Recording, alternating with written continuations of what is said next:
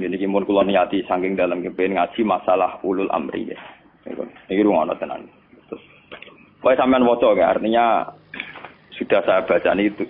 Ini tafsir Munir karangane Syekh Nawawi napa Banten masuk ulama Indonesia sing alim diakui teng Mekah teng Hijaz terutama nggih Syekh Nawawi Banten. Beliau itu gurune Mbah Khalil Bangkalan. Mbah Khalil Bangkalan di murid golongane Mbah Hasyim Asy'ari Satrusin. Ya Mbah Hasyim terus dibutuh Gus Dur bareng. Malah di sana. Jadi termasuk ulama top tenggene Mekah riyen niku Syekh Nawawi Banten. Sing ngarang tafsir Munir. Ngaten kula terangaken. Hampir menjadi mainstream kalau kayak gubernur, kayak bupati, kayak lurah. Itu rata-rata legitimasinya secara syariat itu dianggap ulil apa? Amri ya. Dalam konteks NU mungkin itu PBNU, dalam konteks Muhammadiyah mungkin PP Muhammadiyah. Lah nek urusane ngaji ngene iki ulil amri aku ngongkon rugen luwih sederhana, ben apa? Yang jelas melihat asbabun nuzul itu kental sekali bahwa sebetulnya masalah itu tidak keluar dari disiplin militer. Kalau balik malam. Melihat asbabun nuzul, awal mula ayat ini turun itu tentang disiplin apa? Militer. Karena dalam teori perang itu 1 detik, 2 detik pasukan internal itu konflik bisa kelibas semua.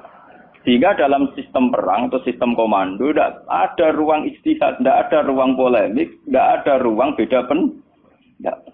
Kalau dalam suasana normal, orang boleh beristihad bagaimana Indonesia yang terbaik, bagaimana umat Islam terbaik. Ada yang bermadzhab harus pribumisasi Islam misalnya. Ono sing berpendapat kudu jelas al-farqu bainal haqqi apa?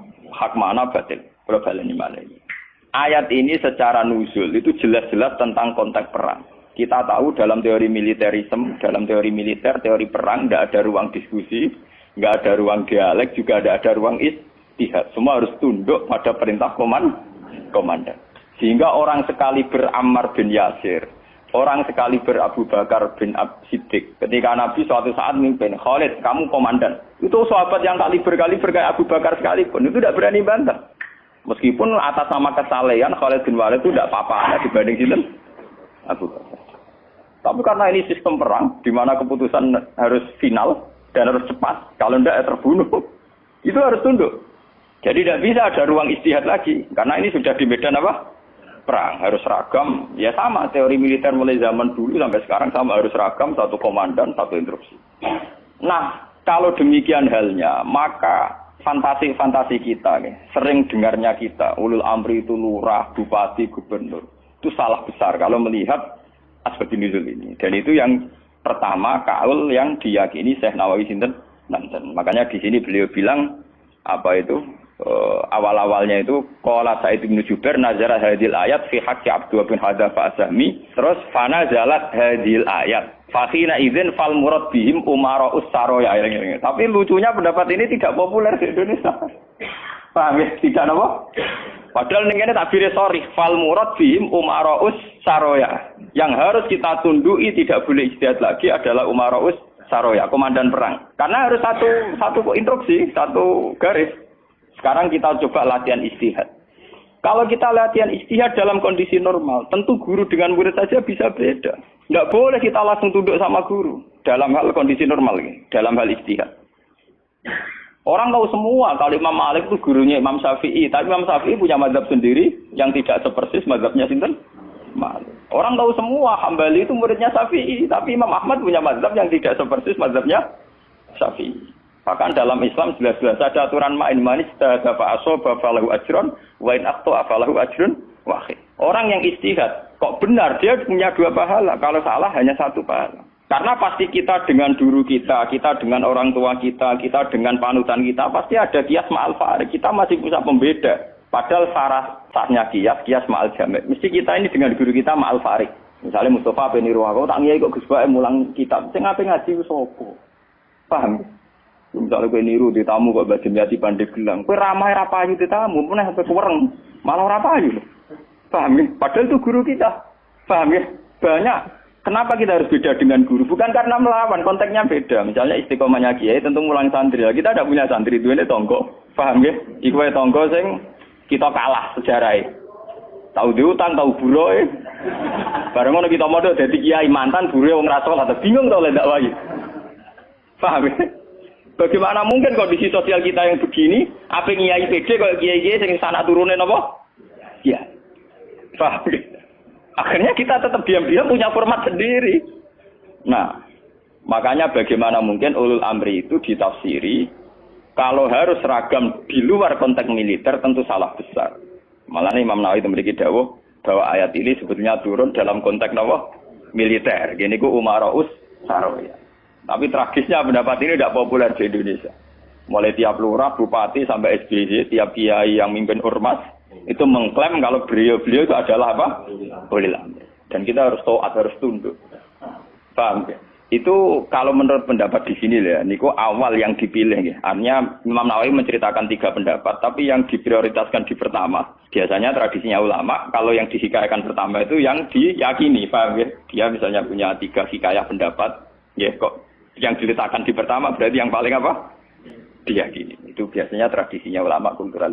Paham ya? Terus pendapat kedua, qala ba'duhum ta'atullah wa rasulihi wajibatun qat'an. Sudah jelas ya kalau taat Allah Rasul pasti wajib. Sekarang kalaupun ulul amri itu adalah penguasa atau ulama atau guru atau orang tua, itu dalam keputusan Islam yang ijma. Ini perlu dicatat. Dalam keputusan Islam yang sampai napa? Ijma. Bukan dalam keputusan Islam yang masih dikhilafkan. Dan tidak banyak masalah Islam yang ijma. Perlu dicatat. Tidak banyak masalah Islam yang diijma. Misalnya sholat zuhur, paling yang diijma ulama itu hanya bentuknya yang 4 rakaat. Variasi senda kepembok. Paham ya? Ndak kok si tangan mbok ning isole udel apa ning igo sing jare ilang mergo dicolong Adam keluwen igo dikane sinten? Awak mindol ilahi harus ditutupi nak senda. Senda kembok hadis kondi ku yo pirang-pirang. Paham ya? Oh, nak salat wong Pakistan ngeten kenceng. Wong Nabi nate dawuh nang salat senda kep itu seneni. Maksudnya tanganan beno kaya biasane. Dadi ngeten. Paham? Wong ana hadis nak cara riyen guru kula nate cerita. Nak salat wong Turki apike jajasan dasinan. Kejare Nabi, kowe nak salat kudu ala ahsani hayatikum, pada baju terbaik kalian. Sarung identik mbek wong nganggur. Paham ya? Berarti kena salat sarungan berarti sowan pangeran dengan pakaian pengangguran. Paham ya? Mergo sarung iki nggo kemulan, nggo nyolong pelem. Nggo tambah dadu. Makanya orang Turki itu meyakini salat yang baik itu pakai baju kehormatan. Iku sing nggo sowan presiden gubernur. Delok teng Mesir, tenggene Turki wong salat mesti dadinan celananan. Paham ya?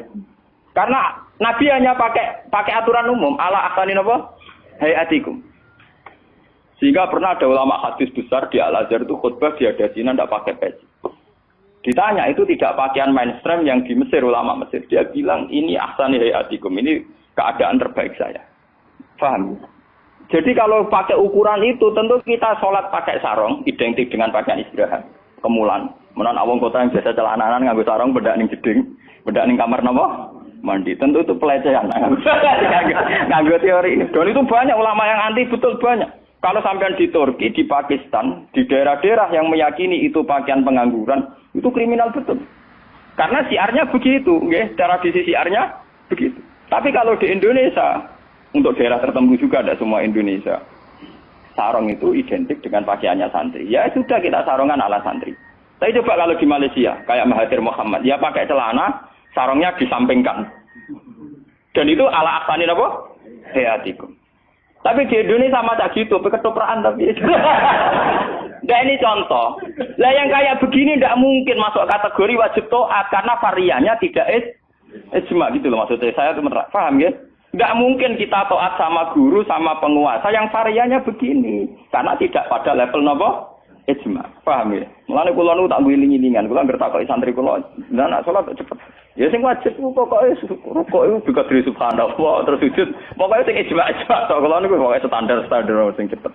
Kula ngiling-ngilingan sunah Nabi mok sita. Kula sering kabenan putih niku ngiling-ngilingan sunah Nabi.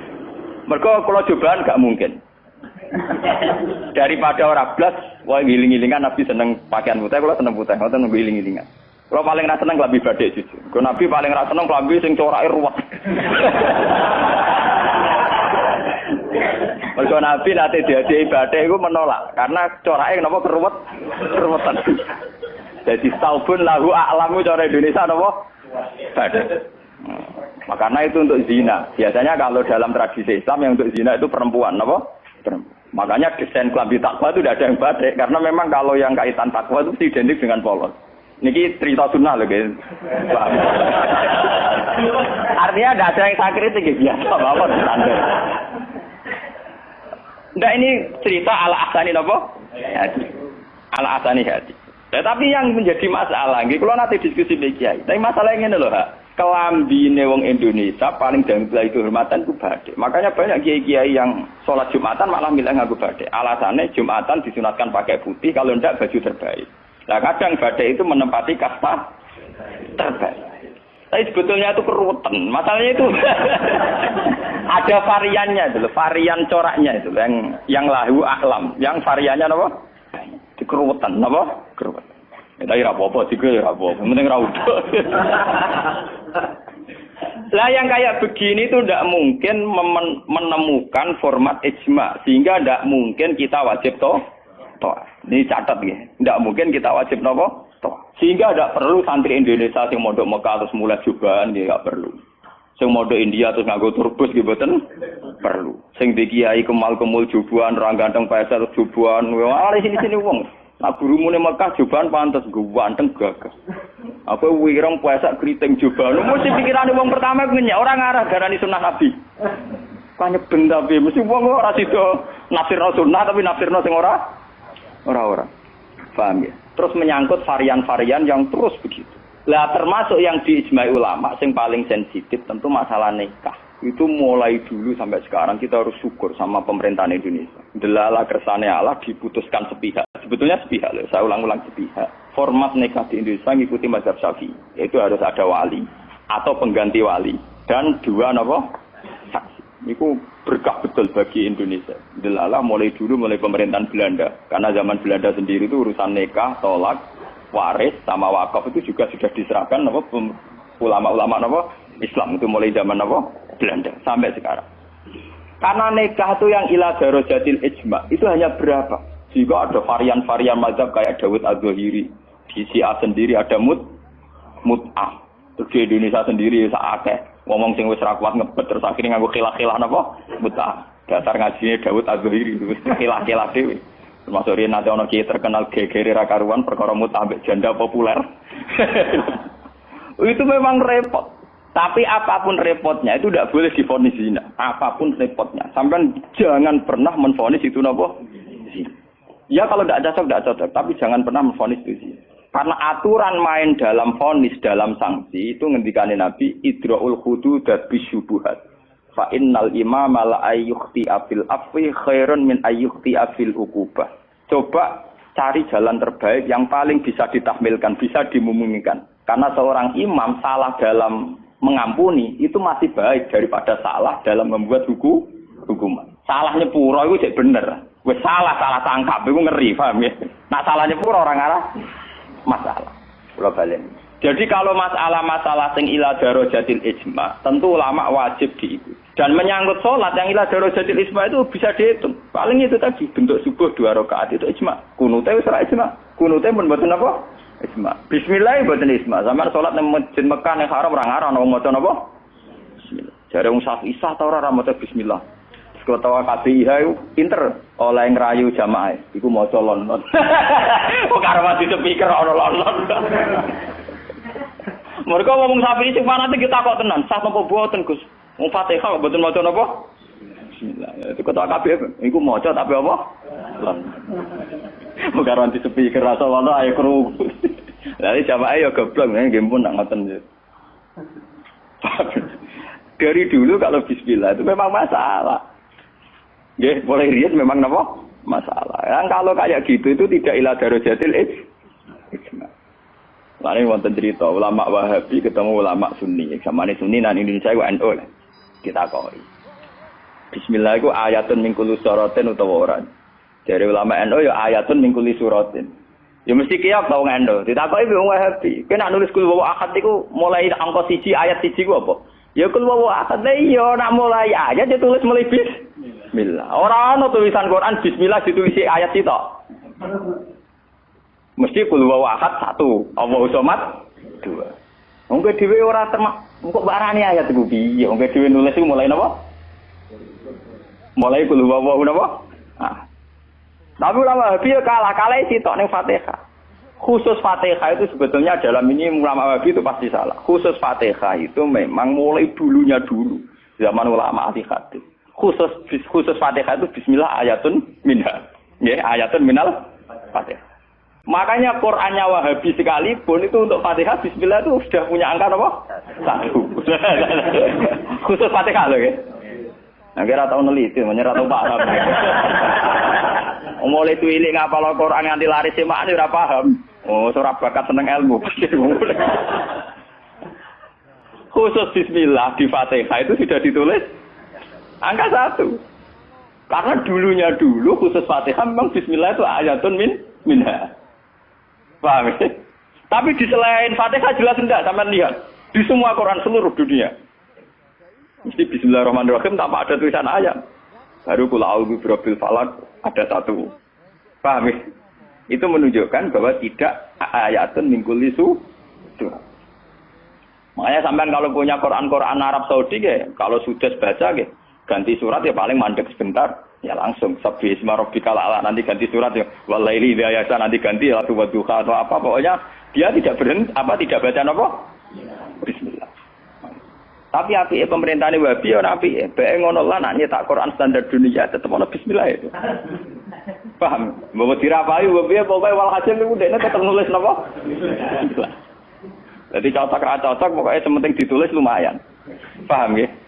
Mulane kiai-kiai kena iso bodoni jamaah. Sudi kok mboten maca Fatihah imame. Ya maca tapi kira krungu. Nggih pernah. Wah payah. Paham ya? Tapi itu baik. Yang kayak begini itu tidak darajatil ijma dan kita boleh balelo, nggih boleh napa? Balelo. Ya sama seperti konteks tarawih. Kulo bolak-balik matur, wong Muhammadiyah roh kabeh nak tarawih nang Masjid Haram 20. Taslimatun min kulli rakaat. Tetep balelo 8. Pahami balelo napa? 8. Wong NU ya roh kabeh nek nang Mekah Madinah ora ono kunut. Tetep balelo napa? Kunut. Paham? Paham ya? Di Muhammadiyah balelo ning tarawih, NU balelo ning itu sah secara ilmiah karena tidak darajatil ijma. Ya sah itu secara ilmiah apa? Sah. Apa contoh diterusno urusan poligami, tapi ekstrem. Poligami nggih ngoten. Wong roh kabeh, nak sahabat-sahabat itu garwane ana sing 16, ana sing 10. Tapi wong Syafi'i meyakini maksimal papat. Wong yo roh kabeh, nak Sidina Ali misale dibojo nganti 16. Raja-raja Mataram malah 32 6 ngono. Padahal iku wis Khalifatullah pranata napa? Ya wong ya artinya kita ini itu tidak ila darajatil isma. Kamu menvonis zina pasti salah. Jangan mentang-mentang kamu Syafi'i orang Islam yang menikahi di atas 4 kamu vonis zina pasti salah. Vonis kamu pasti salah, kriminal vonis kamu. Jangan mentang-mentang Syafi'i kamu menvonis zina siapa yang nikah fawqal arba'. Nggak bisa. Karena itu memang keputusan maksimal 4 itu tidak. Sing ijma paling sak ndure siji mesti masalah geger iku ijma iku. Iku mergo nglakoni dhewe-dhewe. Paham? Nah iku peristiwa kenyataan nah iku ora urusan ijma ulama. Mulane anggere ana kiai sing ahli sosial kados kula tak kok iku hukume poligami piye? Poligami ora piye. Lah kok derawan iku ya mari repot. Nah iku mesti kemari repot. Halal sing mari napa? Repot. Jadi masalah-masalah yang tidak darajatil ijma itu tidak usah punya vonis hukum. Jangan katakan orang yang nikah fawqal arba hukumnya itu juga menyangkut Jumatan. Jangan katakan kalau sebelum 40 orang terus tidak wajib Jumatan, tetap wajib. Khas mensyaratkan 40 itu khas mazhab nopo? Syafi'i. Tidak bisa. Misalnya di desa-desa terbelakang banyak yang jumlahnya belum 40. Dan mereka tetap harus Jumatan. Dalam kitab-kitab Syafi'i sarannya juga gitu. Jika dunal arba'in sebaiknya tetap Jumatan. Meskipun nanti sebaiknya AA2 zuhron. Meskipun nanti sebaiknya ya ada apa? Karena bahaya kalau nanti ada Jumatan disyaratkan nunggu orang 40. Enggak ada dalam tradisi wong latihan berjuang langsung di umat kira 40. Iku apa-apaan. Latihan berjuang di umat 40 iku sakake ya. Nabi dadi nabi selawase ana sing di umat moloro telu. Trimo wong sapi di umat minimal bro. 40. Orang ngarah. Paham ya? Ini kalau baleni malik. Kalau pendapat ulama itu ila darajatid ijma baru wajib ditundui. Padahal masalah yang ijma itu bisa dihitung dengan jari. Misalnya sholat 5 itu paling bentuk rokaatnya yang ijma. Bentuk fatihahnya ya misalnya Hanafi tidak harus fatihah. Pokoknya mata ya saro minal Quran. Macam-macam gitu.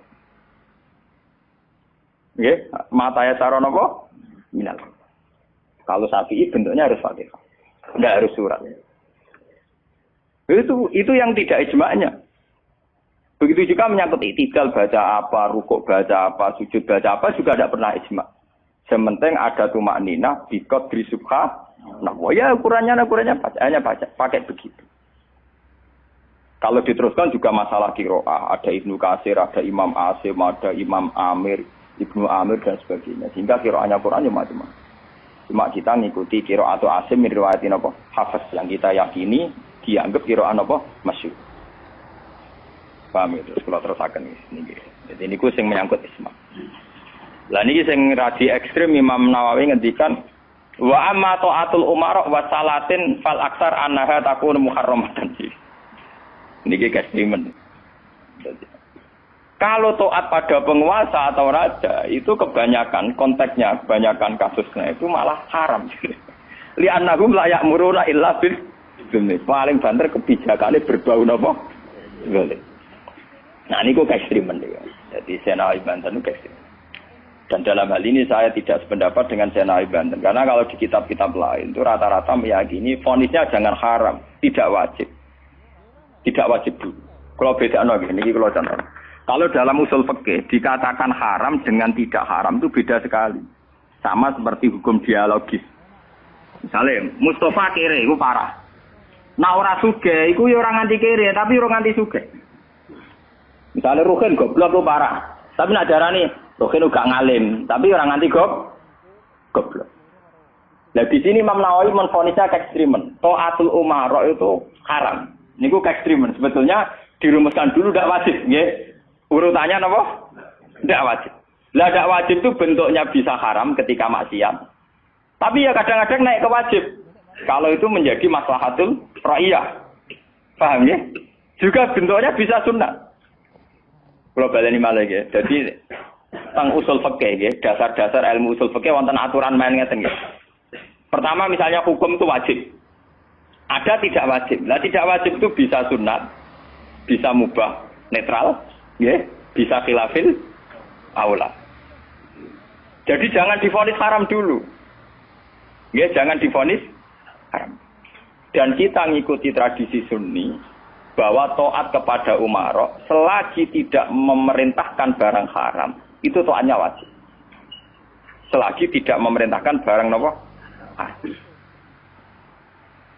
Nggih, jadi misalnya SPZ punya kebijakan masyarakat harus bayar pajak misalnya, yang pada kadar yang wajar. Itu ya wajib. Tapi kalau memerintahkan haram maka menjadi apa? Haram. Artinya apa? Hukum taat kepada umara itu tidak ada hukumnya. Yang penting tidak wajib dulu. Nanti melihat kalau konteksnya maslahat menjadi wajib. Kalau tidak maslahat tapi tidak haram, ya nanti ada urutannya. Kalau agak baik, ya mungkin sunat. Baiknya sedikit, ya agak sunat. Kalau setengah makro, ya khilaful aula sesuai urutan-urutan di fikih. Karena itu banyak itu ketentuan-ketentuan di fikih. Lah yang menjadi masalah ini sama dengan nanti. Bagaimana kalau sesuatu itu taruhannya dengan stabilitas? Niki rungokno tenan. Entah itu stabilitas politik, entah stabilitas ekonomi. Kayak kasus Bank Senturi itu kaitannya jenenge apa? Stabilitas. Niku paling ngeri dalam semua tradisi kekhulafaan dulu. Misalnya Yazid itu jelas-jelas gentuk. Yazid bin Muawiyah jelas-jelas gentuk. Dia adalah aktor di balik pembunuhan Said Hussein di Karbala. Tapi kalau dilawan akan terus berdarah-darah umat Islam. Karena de facto Yazid lah yang dianggap presiden saat itu. Karena dia putra Muawiyah yang memenangkan pertarungan politik dengan Ali bin Abi Thalib. Jika kalau dilawan akan terus berdarah-darah umat Islam. Tapi keputusannya Said Hasan mengakui pemerintahnya Muawiyah, juga pemerintahnya Yazid. Apa mengakui kebatilan? Ya enggak. Hasan hanya ingin bilang, bahwa stabilitas umat berdarah-darah harus dihindari. Perang berkepanjangan juga harus dihindari. Sehingga ketika era Said Hasan disebut amil istima. Itu paling susah. Dan itu mulai dulu sampai sekarang masalah. Begitu juga stabilitas ekonomi. Semua ulama itu ijma kalau riba itu haram. Lah riba itu apa? Mengambil kadar lebih dari uang pokok. Tapi semua sistem keuangan dunia meskipun itu di negara Islam yang jenenge bank rumus dasar itu suku bunga. Lah makanya kayak sama tak ceritani. Hukumnya bank mulai NU lahir 26 sampai NU wis tuwek saiki 2000 pinten? Tiap muktamar mesti ana sing takok. Yo tetep dijawab khilaf. Senengane muni telu ka mulai dhisik yo telu. Suwe tambah papat. Biasane mainstream pertama riba mesti haram. Wis suwe tak riba wis napa? Haram. Lah nek takok, "Lah bank itu termasuk riba apa ndak?" Urung mesti haram. Pokoke munine riba itu haram. Kula critani iki. Karena kiai-kiai yang meyakini riba haram itu betul. Kalau riba haram itu betul. Tapi kalau yang meyakini bank itu riba itu tidak mesti benar. Bank loh. Karena begini, dulu ekstrim-ekstrimnya kiai tenggene Indonesia termasuk Kiai Rehan Kudus. Termasuk guru-guru saya ekstrim. Ini kemauan sempat fatwa khusus bank negara itu boleh. Masih bilang gitu. Lihat di keputusan-keputusan ROG itu. Yang masih punya ruang boleh bank apa? Bank negara. Alasannya dalam sistem moneter modern tidak bisa menghindari yang namanya bank. Meskipun rumus bank tentu suku bunga atau melibatkan bunga. Tapi yang boleh itu kadarnya kayak apa? Tentu ad-daruratul muqaddaratun biqadriha. Ada aturan sesuatu yang nggak bisa dihindari. Misalnya kasus deflasi atau mengalami pengurangan nilai tukar. Misalnya begini. Tidak mungkin kan orang yang punya uang tahun 82 juta. Yang saat itu adol sapi gede. Orang nabung di bank 2 juta tahun 80. Tentu 2 juta itu jual sapi besar. Regane rong. Kan nggak mungkin 2010 sing sapi disepakati rego 8 juta. Tetap dibayar rong. Paham ya? Masa yang kayak itu termasuk riba? Toh tidak keluar dari Rasul Mal. Rasul Mal dulu 2 juta kan aslinya sapi itu. Bagaimana mungkin kamu katakan itu keluar Rasul Mal? Rasul Mal sapi regane 2 juta tahun 80. Saiki sapi tahun 2010 mesti regane misalnya 10. Paham ya? Lah nek 8 juta mbok anggap riba. Lho Rasul Mal apa sapi? Sapi nek saiki regane 10 juta. Lha iku sing dadi masalah ulama. Makanya dulu ketika rektor Al-Azhar sing jenenge Muhammad Saltut, kenapa Saltut itu populer di dunia akademik? Mergo dekne tahu kontroversi mengatakan jika riba itu ada juz'un yasirun yang menutup angka penyusutan uang, maka itu belum sampai kategori napa? Cuma sing dadi masalah di Jawa yang kita alami. Krus yang diakui syariat kan hanya krus pakai emas. Sementara krus wong desa pakai sapi, mergo ora duwe emas. Misalnya begini, ini pengalaman saya nggih. Kulo nu sering nangani konflik tangga-tangga masalah ngoten. Misale adike mantu, cara kuno rak diutangi kakake. Mbah Gus pokoke riyen kula utangi pedhet. Pas niku payu 400.000. Tahun 80. Saiki tukarane wis ra rukun tahun 2010 kiyaine wis aku. Mbah Gus pokoke riyen kula utangi sapi pedhet. Lah iya dhisik mau 400.000 saiki tak atur 400.000 jare sing utang oleh dolim. Anak saya kita pitik telu.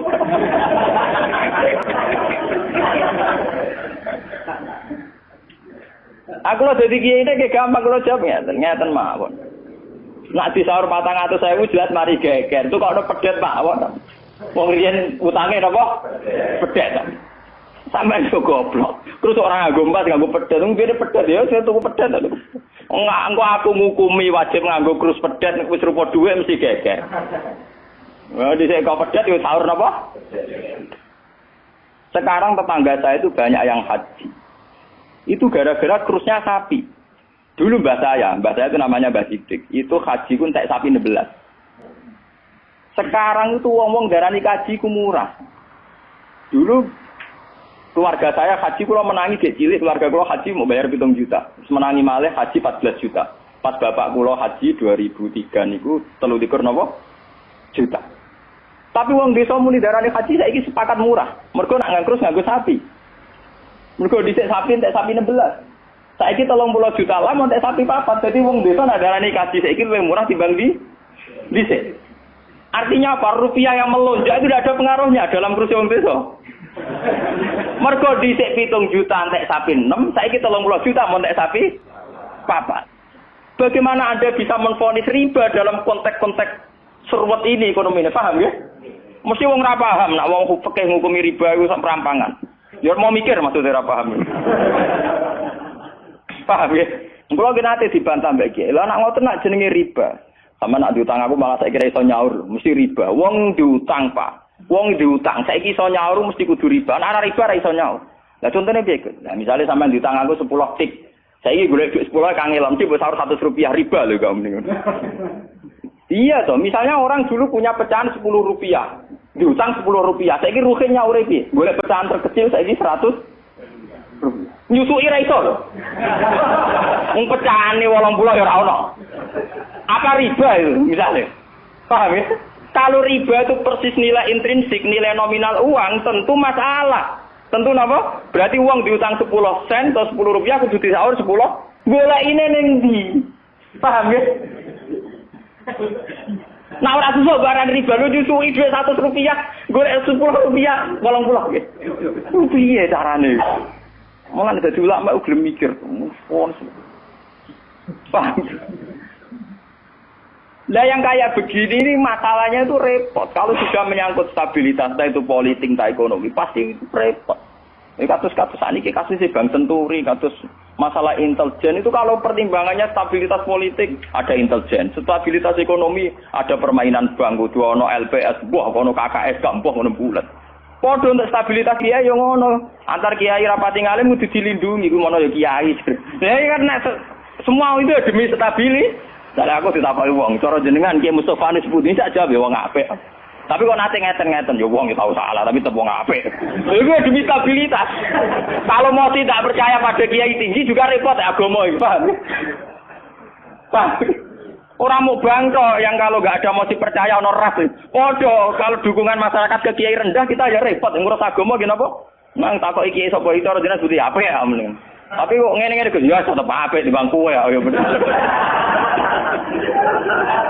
Aku lah sering disewani tiang-tiang, ono kiai terkenal apa di tokoh-tokoh desa, mbok terkenal apa ngono jenenge fitnah ya macam-macam, mbok fitnah mbok tenan apa napa alam. Ono kiai kok kelakuane ngene-ngene, terus piye ben apik to.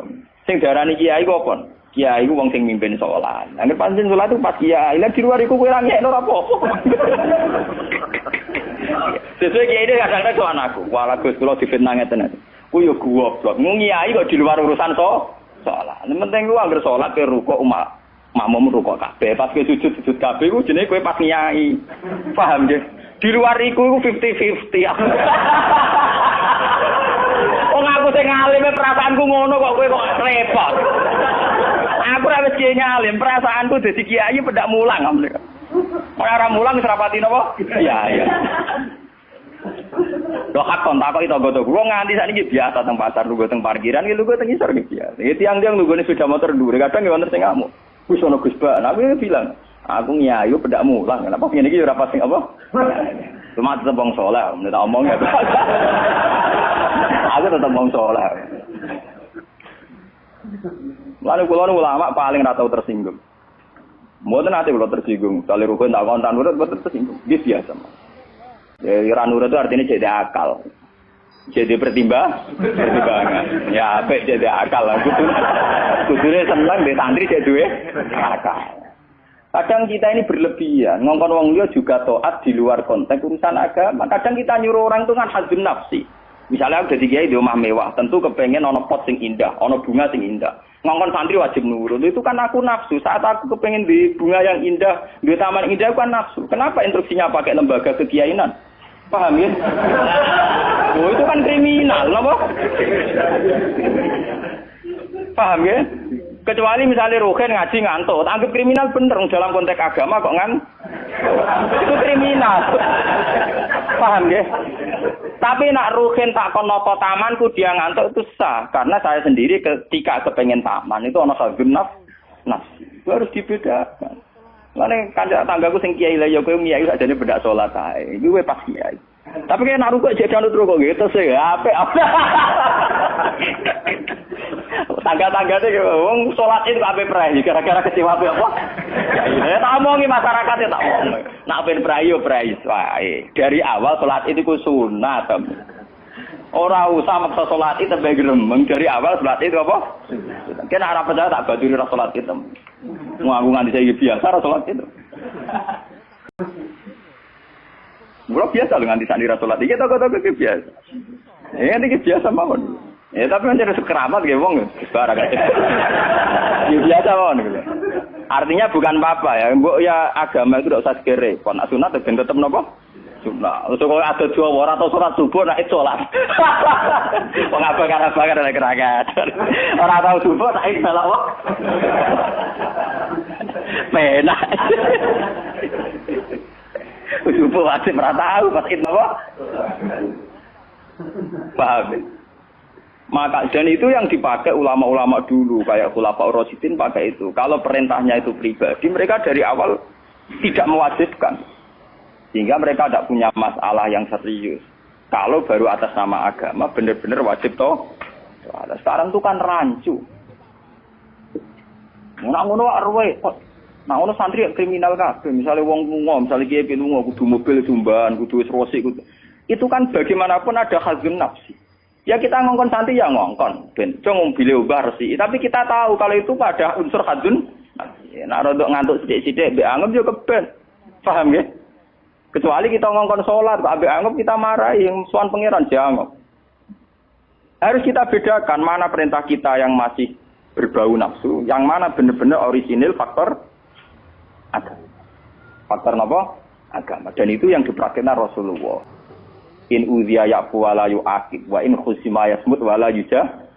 Nabi kalau disakiti secara pribadi mudah dia memaafkan. Beliau mudah memaafkan.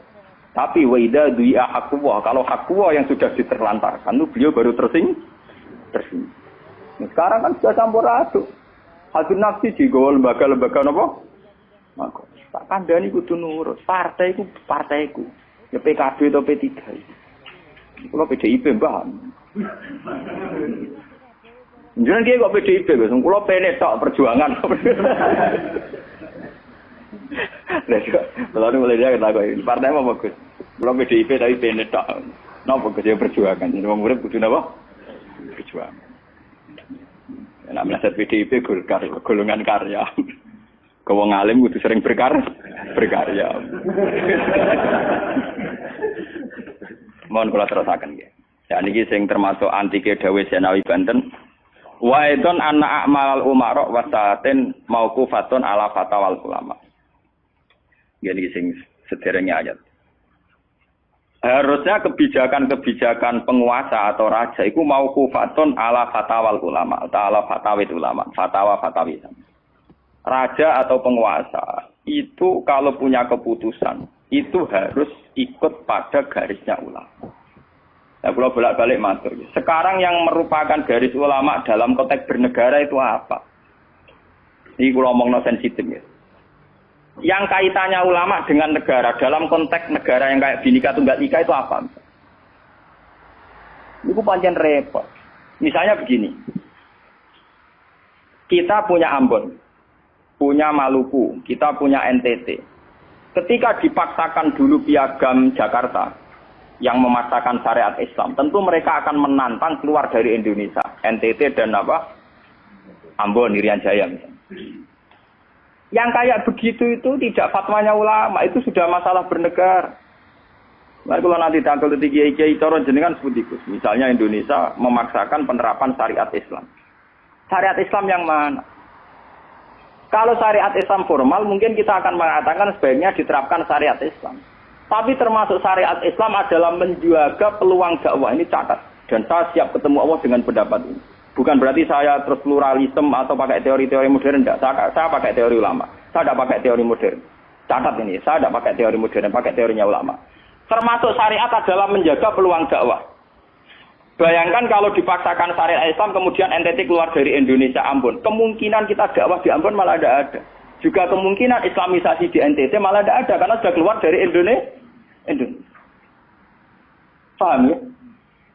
Mulai dulu wali songo ambek maling ya apik. Ambek tukang zina ya apik. Ambek tukang gaduh ya apik. Itu bukan berarti mereka tidak bisa membedakan hak dan batil. Dengan diapii masih ada peluang komunikasi. Dan dengan ada peluang komunikasi, ada peluang dakwah, ada peluang pembenahan. Sama. Dengan utuhnya NKRI, NTT bagian dari Indonesia, aja iso Kiai Rapai kok rugen buak rono NTT. Ben dadi ya. Lho kanca kula nek pondok dhisik ra kanggo ini ran jaya kiai provinsi lah. Wingi sowan kula ngajak pangdam lha. Ya Allah Gus kula munggo ning sarang kiai RT ora payu ning kono kiai provinsi. Lho wingi sowan kula niku sowan numpak sahabat bareng sinten? Pangdam. Saniki mun gawe yayasan nggih sekolah tinggi lah. Jadi rektor saya gitu. Waduh buta huruf ora roh. Wong sak urip-uripe ngaji mbek kula ra tenan bodorane ra tenan. Saya bakatane mbek napa? Pangdam. Mergo ketika ada kerusuhan di sana, mesti tokoh agama diundang Pangdam. Dan ini termasuk mewakili tokoh lah provinsi levelnya napa?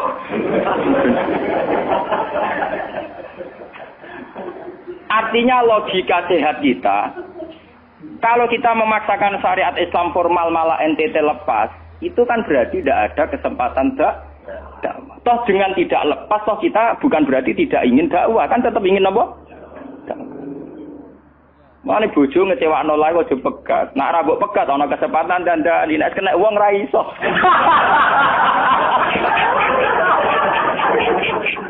Tapi tak takdir ra apa. Ya sama. Semua sejarah Wali Songo itu sama orang nakal kan ndak apa-apa. Sampeyan delok biografi Ki Khudori Tegalrejo, dhisik terkenal yo kancanan bajingan. Bajingane tunduk mergo sungkan ramae. Teng Rembang ana jenenge Ki Sahid, wonge ganteng ki toreko. Niku wonten bajingan tobat mergo kula sungkan bebas Sahid. Mboten nate duka mek kula, ger ketemu kula pengen senyum. Niku sungkan senyume nganti tobat.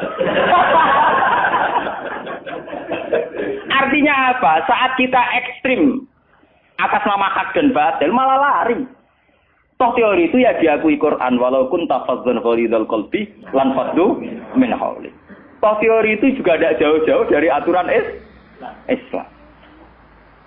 Meskipun kita juga punya teori yang lain karena ini tidak selamanya berjalan lancar.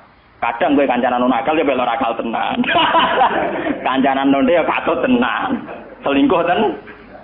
Sebab itu ya ben ekstrem yo keben. Nyatanya pribumisasi kadang ya katut tenan. Wong Gus kancanan nakal kadang sing nakale ora anut Gus, kadang Gus katut sing nakal. Malah jadi rocker. Dari sisi pertama dakwah dibeli Gus sing melok nyanyi. Orang sing grup band malah wiridan malah.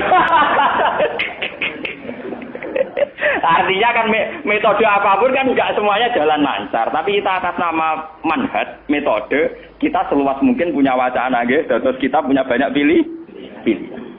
Ini disebut istilahul a'immah tetap nomor rahmah. Makanya yang kamu maksud dengan syariat Islam itu apa? Kalau sering bilang yaitu misalnya ditetapkan undang-undang ini. Setiap syariat Islam, kenapa kita ngemis ke negara? Nunggu diundangkan. Kapan kita mandiri sebagai ulama kalau setiap syariat Islam nunggu diundang? Sebelum diundangkan negara, kita sama ulama selalu dakwah ilallah. Misalnya sebelum ada badan narkoba, urip-urip kiai mesti anti narkoba. Sebelum ada undang-undang misalnya tentang kawin, perkawinan, urip-urip kiai nak kawin mesti golek wali. Nah ana tanggane kawin digoleki syahid, goleki napa? Wali. Kenapa setiap syariat Islam kita ngemis ke negara? Dulu ketika bubaran Ahmadiyah juga kita ngemis ke negara. Tanpa itu pun kita sebagai ulama tetap anti napa? Ahmadiyah. Lah nek saiki misalnya tokoh Ahmadiyah kalau yang menarik di bangku kowe, lah saiki kowe lomonti mbek kiai kono. Kowe kali-kali nyalahno awake dhewe barang. Ngono nang kalah lomo ngono ae. Bagaimana mungkin kita dakwah nak kiai sunni medhit, kiai non sunni lo? Ketika wong lari ning aliran dari aliran apa ses? Engko kan nanti hisab pangeran iku mlayu perkara kowe medhit ora perkara apa-apa, ora lara. Paham ya? Ini masalah. Makanya kalau baleni malen ya. Syariat Islam itu komplit, termasuk aturan hak dan batil tapi juga aturan dakwah. Makanya kalau terima kasih sama ulama-ulama sekarang itu sekarang ada rumus, ada fiqhul ahkam. Fikih yang menentukan hukum ini haram, ini halal, ini mubah, ini khilafil aula. Tapi juga ada fiqhud dakwah. Di mana dalam sebuah proses diperlukan satu toleransi. Jenis apa fiqhud dakwah. Dan itu penting kita kaji. Karena dalam sejarah Makkiyah juga begitu, dalam sejarah apa Makkiyah. Ketika periode Mekah, zina itu tidak pernah halal. Kamu catat, zina itu tidak pernah halal. Maling juga tidak pernah halal. Tapi ada periode 13 tahun di mana Nabi tidak sering ngomong haramnya zina, juga tidak ada hukuman bagi pezina. Artinya apa? Tidak mendesak untuk membicarakan urusan zina, urusan maling. Karena yang mendesak saat itu urusan tauhid. Misalnya kamu dakwah di NTT. Tentu yang penting umat diajak ke logika bahwa tauhid itu lebih benar ketimbang trinitas. Ya hanya begitu saja. Kamu tidak mungkin langsung masuk ke urusan zina, maling, gento dan sebagainya. At-tadrid fi sunnah, proses dalam sunnah.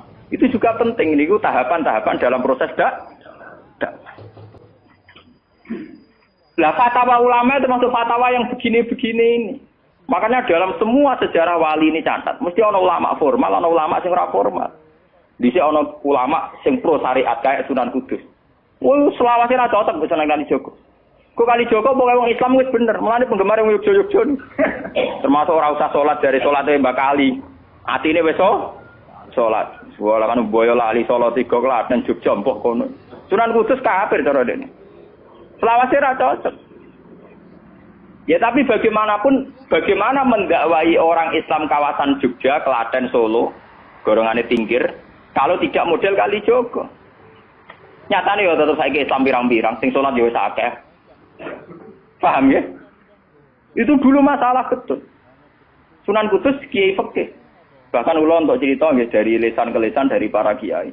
Sunan Kalijogo selawase tukaran terus mbek Sunan Ainul Yakin. Ke sisi tok ape gawe dakwah nganggo macan tengul. Napa jenenge? Wayang napa? Tengul. Wayang tengul lak bentuke fisik wong, koyo patung. Haram. Kuman suwara sorotan udziba kok kon ngekek nyawa barang jero kiai kuno kan gitu. Akhirnya tukaran. Kalijogo sadar iku metode efektif. Walhasil akhirnya disuwarno kiai sepuh zaman iku Sunan Kudus, Sunan Ampel, terus ditenan ya saiki sedengan wayang kulit. Mergo wong gepeng ora urip. Ya tetep ana wayang tapi kulit. Artine iku ya gepeng artine kan gak Anak ora urip iku kan ora perlu kon ngekeki nyo, iku setengah-tengah. Lah Sunan Kalijogo muni syahadat kan lho mok. Munine sekaten. Muni kalimat syahadat lho mok, muni kalimat sodo. Saking jawanisasi napa bae dene yakin putih ku sunat ya nganggone ireng terus. Kabeh foto wali songo putih kecuali Kalijogo. Dari TKB onto napa Kusumo. Yang tangga kula, bapak kula Tuban Kalijogo Tuban. Wong kula nate diburu tiang-tiang gara-gara terkenale bapak kula di warisan KB onto Kusumo. Saiki warise kula nu tamune kathah. Golek kabine sinten Sunan? Zaman kula enak mun tak dol lah ngopi ya.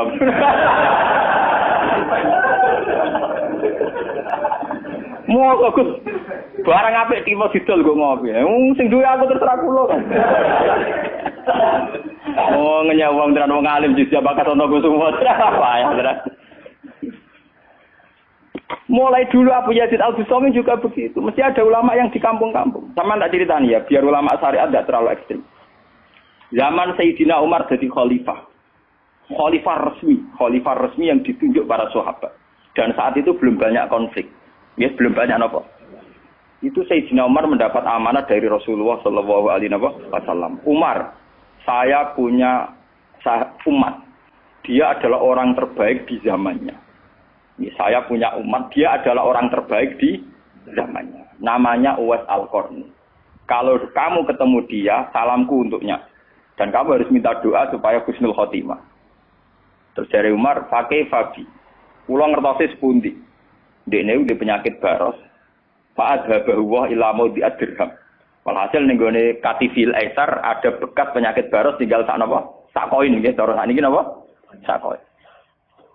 Ini kula cerita. Dia punya ibu sendiri hidup di kampung Angon Wedhus. Walhasil Umar tiap ana tamu ya diblodori. Paham ya anggar sing raine mirip-mirip ngono. Nah ora kutil kan maksudnya iku. Ora mau diadir. Mboten iki kula cerita nggih, ben sampean ngerti. Walhasil akhirnya suatu saat itu rombongan Uwais Al-Qarni dari Qurun Al-Qarni. Niku sowan Sayyidina Umar. Ketika ketemu sesuai sifat itu, Sayyidina Umar nangis gitu. Uwais Al-Qarni mboten purun. Walhasil akhirnya yang memerintahkan ini Rasulullah. Uwais Al-Qarni purun nangis mesti itu. Lalu sing antik apa? Sayyidina Umar tanya, "Ya Uwais, saya ingin waktu supaya kamu mau ketemu saya." "Enggak ya Umar, ini harus pertemuan terakhir. Ini harus pertemuan apa? Terakhir." Walhasil semenjak itu tidak ketemu lagi sama Umar. Artinya apa? Dan itu saya yakin, sama ndak usah anut kula, keduren anut makom kula. Dan resiko sama mesti rawani. Artinya begini. Ketika orang dengan izzatil Islam, ini catat betul. Misalnya wong jadi kiai gede, kados kiai kula misalnya kiai Memun, kados Hasyim Muzadi, kados Gus Dur, kayak kiai besar. Jangan-jangan nikmatnya jadi kiai besar oleh umat loh, oleh umat tidak oleh mereka ya, jangan salah paham. Oleh umat ditafsirkan wajar dong mereka senang jadi kiai, dia mobil mewah, dia duit akeh, pengaruhnya gede. Misalnya Habib Lutfi, orang-orang yang punya pengaruh, Ki Hamid Pasuruan umat. Artinya apa? Mereka, aku yakin, mereka orang-orang soleh yang bisa nikmati keberhadiran Allah Subhanahu. Tapi umat tetap membaca mereka, bagaimanapun ada fasilitas. Umar sebagai khalifah punya pengaruh, punya uang, punya otoritas. Bagaimana dengan fakta bahwa Islam juga mengajarkan orang hanya nyaman, hanya satu, dengan Allah, dengan kebenaran. Tapi dengan percontohan orang-orang kayak Uwais Al-Qarni, maka Islam utuh. Ada penjaga syariat kayak Sayyidina Umar, Habib Lutfi, Ki Memun, Ki Hamid Pasuruan. Orang-orang jadi sentral, cara teori sosial jadi mercusu. Tapi ada orang-orang yang menunjukkan bahwa dia bisa bahagia hanya dengan kebenaran. Paham ya? Akhirnya umat kan enak. Lho kados kula nu ngrasakno tenan. Kula nu nganti saiki rong tau jeneng imam masjid. Padahal imam-imam itu sungkan. Kula nggih mboten nate pidato. Kula nggih iso ya sing pasar be anak kula dhewean mboten ngajak pengawal. Saya tunjukkan kepada umat bahwa ajaran Islam yang sebenarnya yang bisa membahagiakan adalah senang pengenan titik. Dan kewajiban dasar dalam Islam wong kon rumah anak. Soal pengaruh aku, saya ngomong ini jujur loh. Saya punya pengaruh kalau ngaji saya banyak. Tapi saya tahu betul yang kewajiban pada saya, yang hakiki hanyalah saya pada anak saya. Awaladin soleh. Kau nolak hadis bakas santri. Rabbi habli miladunka dzurriatan thayyibah ra ono tulaban. Ora ono ning Quran hadis bakas santri. Ketok tangan ngono. Paham ya? Artinya apa? Kalau santri-santri punya cita-cita kayak kiainya, masih dungo. Itu kan terbayang kiai yang mulia, kiai yang dapat suanan banyak, kiai yang dijujuki wong akeh. Itu bahaya sekali. Kok nak mulai rada di ngono mutung. Perempal-perempul. Aku ngalim lah ora ana kiai, ora dadi kiai. Loh untuk jadi kiai itu kan gampang. Orang nikmati sholat, nikmati ibadah, nikmati kebenaran wis hakikate kiai, paham ya? Malah dene gento nak nyaratno enake ngenteni mul. Kula nganti saniki, bayangno saniki, umpama sampean saiki kuwabe lho ora seneng kula. Kula nek ndak ada masalah. Kula kok krungu kabar saniki sing seneng jenengane bubar kabeh. Sami sekolah garah kula mboten susah. Hakon lho. Hakon wah mboten susah. Karena saya harus melatih diri bahwa kebenaran Islam, Uwais Al-Qarni mau tukang angon wedhus rumah ibu. Agar iso dagangan ning pasar nak badi di rumah ibu. Tapi dengan begini dia walinya setingkat Sayyidina Umar. Karena apa? Itu tadi menjadi percontohan bahwa untuk menjadi hamba yang baik tidak perlu semegah Umar, tidak harus semahal Umar. Sama tidak usah niru ya, masalah itu Isra Mulya loh, ya artinya ya sudah. Tidak usah niru, ini hanya pelajaran saja. Tapi nak kula banyak tak tiru tenan, artinya tak tiru, biar saya hidup saya itu murah. Lu tanyakan istri saya. Kulo sering kode bojo kulo, "Dek, aku nak mati langsung pendem. Rasa ngenteni iki gede. Pak kuburan jero terus pendem." Yo ora usah ngundang wong, yo ora usah disolati. Nek anakku ning omahe kon nyolati, nek ora yo. Oh, ora usah repot. Lah nek sing tepat tepung kata, ini jelas itu enggak urusan dengan saya. Yang penting aku kepengen anakku nyolati. Dengan demikian kita biasa jadi kiai yang muda. Aku mudah bahagia karena punya anak, seneng anak sudah. Coba kalau saya menargetkan bahagia ngenteni umat yang banyak, ngenteni loyale ra genti ning kiai liya, partene ora genti partai tokoh liya. Lara ati, paham ya? Wes lara ati ra bener cara penge. Begitu juga era Abu Yazid Al-Bustami. Dia juga punya teman wali sing tukang ngancani preman-preman. Nanti kalau critakno jenengan. Jadi Abu Yazid Al-Bustami saking ainul yakin nek mlebu swarga takok pangeran Gusti, kalau saya di surga temannya siapa? Jadi rata kok mlebu ta ora, tapi kalau saya di surga itu temannya siapa? Kalau dia ini yakin kelasnya itu tidak ada yang bandingi. Jadi dia ini dua kelas yang ora ono sing banding. Sampai pangeran walhasil dijawab si A misalnya. Ya Ruhen misalnya. Ruhen iku atokan cekak gawe piring Jepang iso ora tau ketunan. Ya preman sithik-sithik nyeraine dek preman wis walhasil terus barang dipethuki pas ning warung wong minum-minuman. Jadi ini buat minum, dia ngombe banyu biasa, banyu putih. Kancane udah minum kabeh. Akhirnya Abu Yazid balik kanan. Jangan-jangan ngipi saya salah. Mosok koncoku ning swarga kok wong ngono iku. Pas sampai balik kanan diceluk, "Ya Abu Yazid, ya betul, saya teman kamu di surga."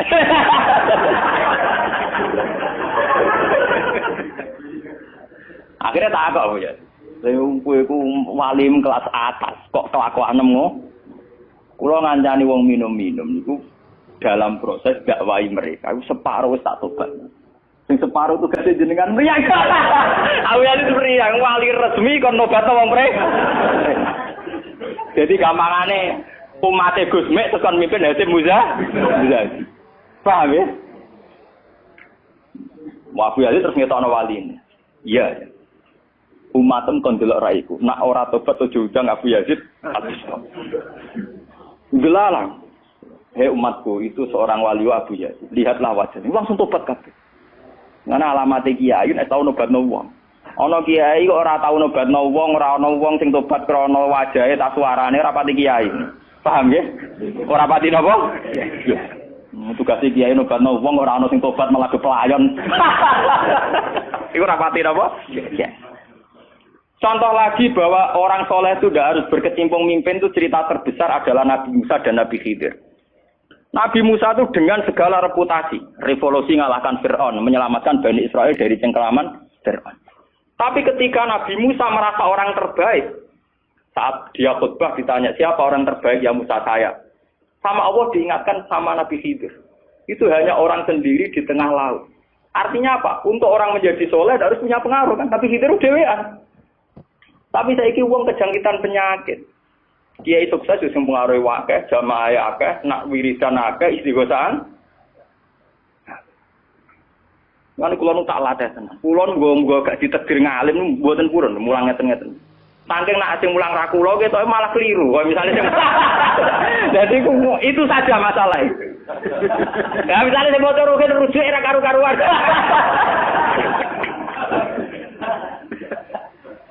Tapi saya tetap menjaga energi ala Uwais Al-Qarni hingga detik ini saya jaga.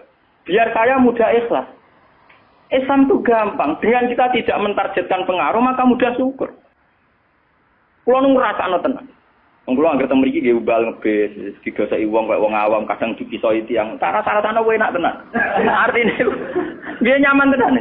Kadang dipisoi wong, kadang macam-macam cara-carane. Nah, kulo teng pasar biasa dipisoi wong biasa. Ya kadang ngertos, sesuai ngerti, nah iku putrane bapak. Wonge jes pura ki kula biasa. Nang kula boten biasa, boten apa-apa. Nggih biasa. Wong kula nate saran termasuk kiai. Wong nate ngebis mau dipukuli tiyang mergo ngrasa luwih kiai di bangku. Wong anak kula nang pondok sarang ngalim ngeten-ngeten. Padahal kula niku gurune berarti. Wah, maten kuat. Wah. Saking awam kula, maksudnya karena saya dipil ngajak anak kula ya nggo jajan sitok ngono. Guyon mbek anak kula wis wong awam cekek. Situ bukan apa, bukan saya apa, untuk menjaga itu. Bahwa khazanah Islam itu ada tokoh formal kayak Sayyidina Umar, Nabi Musa, kayak Kiai Maimun, Habib Lutfi, ya siapa? Kalau di sini mungkin kados Kiai Nawawi, banyak kiai. Enggak apa-apa, itu harus kita jaga, kita hormati. Terus Mbak Nawawi, Mbak Munawir, Mbak Arwani kita hormati. Tapi jangan lupa kiai-kiai humul ini juga menjaga stabilitas agama. Dan itu di Wali Songo dicontohkan anane Sunan Muryo. Sunan Muryo itu satu-satunya sunan yang mau kumpul uang. Memilih kuburan yang dhuwur gunung angel ra karuan. Artinya kita ini harus kaya sekali dengan khazanah-khazanah perilakunya para orang-orang Tapi kenapa kamu milih soleh-soleh yang duwe akeh? Jangan-jangan kowe wis kriminal, Pak. Wong aku sing ngalim ora milih soleh sing ngono kok kowe ora ngalim kok milih soleh sing duwe akeh pengaruhe. Mana kula nu sakniki nu sumpun nang urip kula wis final. Kula nganggep urip kula pun final. Mana dari bojo kula kok tidak kula mati. Kula nganggep urip kula final. Artinya saya itu sudah nganggep Islam itu final. Umpama aku Islam itu kelebihannya kan gitu. Umpama dhewean ya nyaman, kumpul wong ya nyaman, tengah-tengah ya napa? Nyaman. Mulane dari hikam ketika mendidik humul. Bagaimana saya butuh orang saat saya lahir juga sendiri. Engko aku ketemu pangeran dihisab ya sendiri. Engko ning jero kuburan ya Aku tanggung jawab ning arep pangeran sendiri. Engko aku dipendem ya sendiri. Aku pas lahir ya sendiri. Aku pas mati ya rohku dicabut ya sendiri. Engko aku butuh wong lha apa? Tapi sekarang manusia semenjak ada teori ilmu sosial itu kulino didikte betapa pentingnya pengaruh relasi jaringan. Wah, teori bulat kok mbok not. Paham ya? Pembulatan teori ngono apa? Lha sakniki Rembang kados ngene rame-ramene badhe pilkada. Wah, akhir kiai disowani kandidat-kandidat. Lah niku kandidat kula niku entuk bocoran. Paling sumpek kena absuan jenengan. Wes kabeh kandidat takok toko-toko arang-arang kasus. Padahal cara kula disowani nggih buron, tapi kita tahu kula luwih nikmat tak dolaran ambek anak kula. Kita kandhani asisten. Ya ora apa-apa rene, tapi yo ora janji ketemu. Pokoke pas dolaran ambek anak tak dhisikno anak. Muga cara Quran niku bupati mbek anak wis dibakati hubungane wong tuwa ambek napa? Mbok kowe bupati dolan apa tau dolan mbek anak menang anakku. Aneh lho Gus. Ora aneh, pancen ngono cara Quran dibakas wae anak. Ning Quran dibakas kewajibane wong tuwa ambek napa? Anak la tudara walidatum biwaladiha wala mauludul lahu biwaladi. Engko nek mati zaman tabnu adam ing kota amaluhu. Engko termasuk ya awaladin salihin. Nabi-nabi susahe Rabbi habli min ladunka dzurriatan thayyibah. Ora iku ilmu-ilmu kiai-kiai anyar sing nuruti nafsu, ana pentinge relasi, jaringan macam-macam. Ya memang penting, habli minan nas itu penting, tapi sepenting-pentingnya itu masih penting sing fardhu ain, rupane malah kadang ngamuk anak. Aku ning jowo dihormati kuwi anakku malah ora hormat aku. Lah manjen nyai ning jowo be anake atau nyai yo. Paham ya? Ambek tamu ramah anak disentak. Dolen. Paham ya napa doh? Dolen. Mesti wae anake ra pati taat.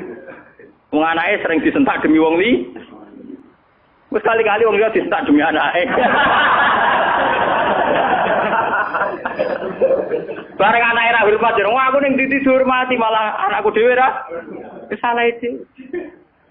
Lho kula nganti sakniki kesuwen anak kula tak jak piye nganti sakniki. Bukan apa-apa kula. Kula kepengin niru tradisi wong saleh-saleh dhisik. Nabi Musa, sinten Uwais Al-Qarni mendapat kehormatan gitu perkara ngrumat ibu. Kanjeng Nabi sering cerita ana wali sing nak sowan wong ditolak iku dadi wali mau perkara ngrumat anake jare kanjeng. Mane ngendikane Kanjeng Nabi ana wong kerja ning pasar adol kayu kok mulai nggo nafkahi anake bojone iku hakon ala Allah untuk mencintai dia. Dan ternyata kewaliane Uwais Al-Qarni sing model humul, model tertutup setingkat kewaliane Sayyidina Umar.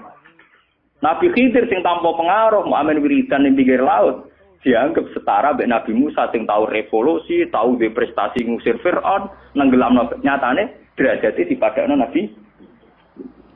Artinya begini loh, jangan-jangan kita mengidolakan ulama besar itu bukan karena keulamaannya, alimnya enggak, tapi karena kebesaran. Buktinya saat kita mulai orang jadi kiai mutung. Padahal untuk jadi kiai itu gampang. Kowe nek salat subuh, ora selingkuh, ora domino, ora togel iku ya kiai. Sing darani kiai sapa? Sing darani wali. Ala inna auliya Allahi la khaufun alaihim wa lahum yahzanun. Ya mu alladzina amanu wa kanu yattaqun. Ora ana tarife wali kiai. Alladzina lahum tulab sing duwe santri. Alladzina lahum talabah sing duwe murid ora.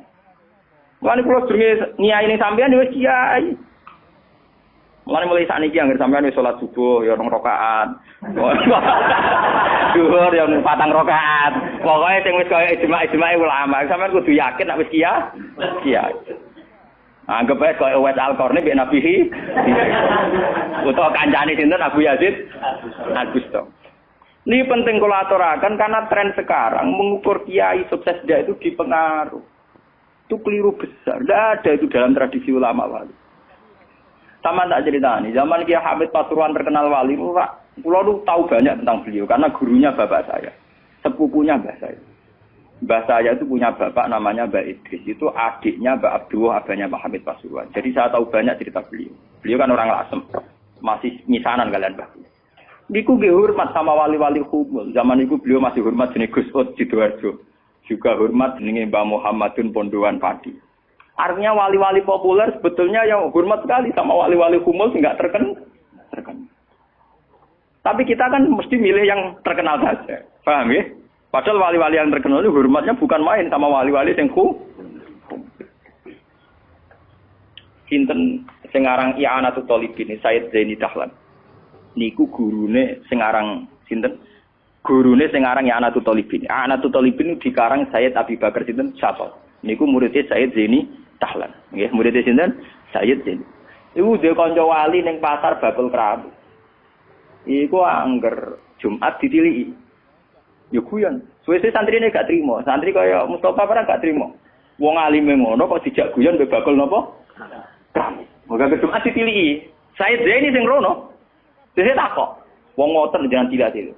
Iku kancaku wali. Wong sing ilmu banding aku ya wong iku. Mikir. Lah iku Jumat berikutnya ditiliki meneh wis ra ono. Mau sempat misoi saya Zaini, pengkhianati aku. Harusnya ketika ada orang lagi. Imam Syafi'i gitu. Imam Syafi'i itu orang alim kaliber. Dia itu kalau ijtihad hukum kok belum dikomunikasikan dengan Saiban Ar-Ra'i itu belum mantap.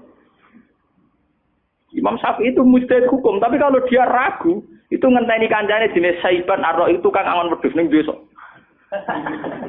Woi nek dikomunikasekno niku mantep. Dan itu mungkin setiap zaman mesti mungkin. Lah kula nu ngalami. Kula kan sering teng pasar. Ana mobil mau mandeg. Ya hormati kula nggih biasa pakai hukum. Lah cara wong sira ro nek kula numpak dokar, cara ora ro kan wong numpak dokar dihormati wong numpak mobil. Tapi perasaan iki numpak mobil kan tetep ngakoni kula wong alim. Kula nu nate badhe teng pertelon iki kisah nyata. Nggih teng pertelon badhe bebal ngenteni mobil. Ya ana sing roh nak kula, Gus ana sing ra roh walhasil. Wonten mobil kiai gede mandek wonten kula. Mboten sareng kula. Ya wong janggal. Itu mungkin dan itu menjaga peradaban sehingga yang besar tidak angkuh mergo ana kiai-kiai sing humul. Cuma kula niku humule ra pati sukses. Mari sing muncul-muncul niku mari ra jelas iki bareng. Itu bagus itu untuk menjaga energi syukur biar orang itu syukur jadi kiai tidak gantung pengaruhnya banyak. Enggak gantung punya santri banyak. Tapi nyaman jadi kiai karena ngugemi kebenaran, meyakini apa? Kebenaran. Dan itu penting kalau aturaken. Lalu kula nganti sakniki kepengin ngoten. Cuma ora sukses. Artinya kayak kula nanti ditetir tebih murid. Ya di pengaruh dulu Mas kula mbek tamu ya rapati hormat. Kula mbek wong nggih rada angel petuane. Tapi untuk takdir kayak kata kula nu takdir. Sebenarnya itu tidak pilihan saya, artinya tidak pilihan. Tapi ini perlu kula aturaken biar khazanah-khazanah Islam sing teng NTT teng Ambon itu masih. Kalau nanti diceritani Kiai Maimun, zaman Khalifah Harun Ar-Rasyid, niku setiap begundal dibuat teng fak-fak, teng Irian apa? Jaya. Sama seperti Inggris, orang-orang nakal dibuat teng Australia. Niku nak dirunut dia ada misi dakwahnya. Ternyata dari Irian itu turunan Arab itu banyak. Sehingga ada Islam teng Irian nanti dok Timur Leste, yang dulu masih Timur. Malahnya PM Timur dia nak namanya Martin apa? Al-Qadiri ini wak turunan apa? Arab. Wong Timur Leste kok tahu di WPM turunan Arab. Ini berko zaman sinten Harun Ar-Rasyid. Ini begudal-begudal dibuat teng fak-fak, napa? Teng fak. Ini anak turunnya termasuk tokoh-tokoh sing teng putih, teng Timur Leste, teng putih. Ini wonten sejarah. Artinya apa? Apapun humulnya perjalanan umat Islam tetap barokah bagi yang lain. Tapi kenapa kita harus cari yang terkenal? Kiai-kiai humul barokah. Tapi aja kelainan terus kuper loh, guys. Terus percaya ngipi jimat lah. Mari saiki ku anggere humul identik perkara jimat sampai napa? Kere. Humul perkara ning gunung budak ngenteni apa? Nah, iku sing repot iku ora humul klenek jeneng. Nak humul nek mati Allah ora kok nek mati ngenteni keris ceblok, paham nggih? Humul kok perkara ngenteni napa? Keris. Dan itu artinya begini, kalau matur, kalau bulan baleni. Zaman Ki Hamid Pasuruan itu wonten jenenge Gus Ud Sidoarjo. Zaman Ki Bisri terkenal ngalim. Niku sering diskusi hukum ambek jenenge nak boten lepat niku subhanallah. Mbok kiai tangga Ki Mabrur. Ngalim-ngalim wong Rembang Kota namine sinten? Ki Mabrur. Zaman Mbah Zubair terkenal Mbah Zubair Abe Bahmun. Niku nggih sering diskusi kalian Mbah Kula. Di Mbah Kula nggih muridé Mbah Mahfud At-Tirmidzi. Bahkan dulu ketika naskah Mbah Mahfud At-Tirmidzi hilang itu dulu dicari di Lasem. Di kiai yang saat itu belum terkenal karena masih Gus. Ya niku jenenge Mbah Mansur. Niku murid Mbah Mansur bin Khalil. Lah Mbah Khalil itu santri sing katibnya Mbah Mahfud napa? At-Tirmidzi. Jadi banyak sejarah-sejarah di mana kiai-kiai top harus berburu sama kiai-kiai humul, kiai-kiai napa? Kiai-kiai humul. Nah saat ini sing dadi repot kan sing kiai top nyepelekno kiai humul, sing humul perkara keris mbek akil. Lha iku padha masalah ini.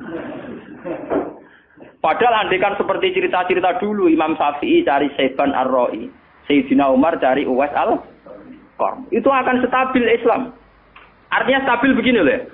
Orang merasa Islam itu nyaman bukan karena derajat-derajat duniawi. Selama ini kita akan begitu. Wajar kiai wayem. Umatnya di mobil, di duit. Artinya umat itu belum bisa menafsirkan nak kiai ayem karena tingkat kecintaannya pada kebenaran. Itu maksud gue. Paham ya? Tapi dengan ada kiai yang tidak terkenal, dirapati di duit, kok tetap nyaman. Berarti kan bukti tingkat kenyamanannya dia faktor kebenaran. Dan dua kubu ini harus ada terus, paham ya? Untuk menjaga kestabilan Islam. Dan dalam semua sejarah itu ada. Pulau punya datanya. Lu Abu Hanifah terkenal lu nembe gara-gara murid-muridnya. Abu Hanifah terkenal rumah kamu koyo Imam Syafi'i boten. Dekne iku tukang kain ning pasar. Lu bedino ya dul kain. Adene wong alim. Angger wong rono jebule ra pe tuku kain, perkara takok hukum. Angger wong debat ra perkara nyang-nyangan, bantah-bantahan apik sing takok. Terus saya terkenal wong alim diadol kae. Akhirnya populer. Dadi dekne terkenal keulamaan iku kok toko kain. Akhirnya diabadekno saiki asline bakal kain ngoten mawon. Ya ana ulama terkenal liwat jalur toko napa? Sesuk tokone bangkrut mergo wong rono takok hukum. Niku sinten? Abu Hanifah. Saniki mboten rapati ngalim ngetokno kiyaine. Aku lho bertahun-tahun di kanca sing ora kula ngalim nggih kathah. Sane yo getun mergo anak kula wong alim. Lah kaya kula wis repot kadung ngonangan repot. Muga-muga kaya roken humul. Mun kula terusaken nggih. Dadi wau nggih dadi fatwa ulama yang tidak ijma itu tidak harus diikuti. Wal ulama fil haqiqah